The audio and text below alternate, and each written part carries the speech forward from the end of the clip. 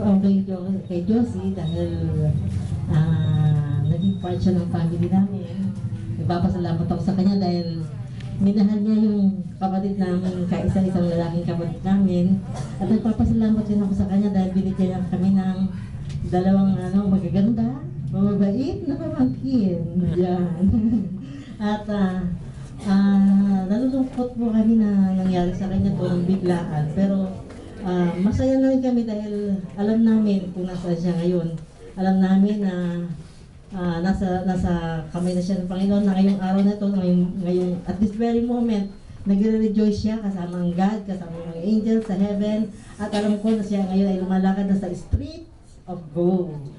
Kaya tayo po, yung katulad po sinabi kanina ni Pastor, hindi po natin dapat katakutan ang pagkamatayan, kundi ito po ay dapat natin paghandaan. Kung nasa puso natin ang Panginoong Hesus Kristo, at tayo po ay always ready anytime.